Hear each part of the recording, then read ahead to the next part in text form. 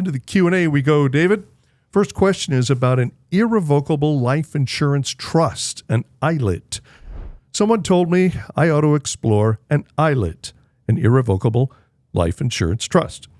But it sounded really complicated. Can you explain it? Why would I do it? Who benefits from it? Okay, so it's an eyelet, not an eyelid. So, I've had somebody ask for the eyelid, I-L-I-T, eyelet, right? And that's exactly right. It's an irrevocable life insurance trust. It's a trust created that you make a gift to life insurance. So if you own life insurance, so let's cover the basic. And by the way, it's not complicated. It's very easy to set up, and it's a few $100s in most cases to create one. So it's not that complicated. So there are many versions of trust, revocable and irrevocable. An irrevocable trust is you make a gift to a trust. You have given that asset away. In this example, life insurance, you cannot take it back. Okay, it's an irrevocable gift. So once you've done this, you can't change it. So why would you do it? How do you benefit from it? And is it complicated? The answer is no, it's not complicated. It's changing the titling on life insurance you may currently have in place. Or if you work with a competent financial professional, they may recommend a life insurance policy put in place on you or your spouse or both in what's called a survivor life policy. In other words, it insures 2 heartbeats, not one, makes it cheaper to buy typically, to prevent your estate from having to pay inheritance or estate taxes, or at least to cover said taxes. Now today, Chip, we have a very high estate tax exemption. It was just pushed through in the big, beautiful bill, permanent until the next election cycles as far as permanent goes. You can exempt $15 million of assets before you have to pay the federal government an estate tax.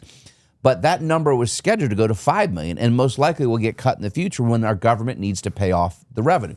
So by placing your life insurance, let's say you own $1 million life insurance policy right now. You've had it in place for many years. You bought it. Maybe it's a cash value. Maybe it's a permanent policy, a whole life policy. These were very common, sold from the big box financial firms like Mass Mutual and Northwest Mutual, et cetera. There's nothing wrong with owning them. And they build up this cash value, but most people realize they don't need it. It's an extra asset, but they have this $1 million death benefit.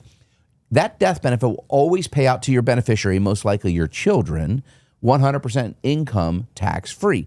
However, that benefit, that death benefit, is calculated as a value as part of your estate. So if in the future the estate tax, say the exemption goes back down to $5 million, as many people are predicting, and let's say you have an estate worth $10 million when you pass. Maybe you own a simple family farm and realize the value is up there. The $5 million that is over that threshold would be susceptible to up to a 40% tax federally.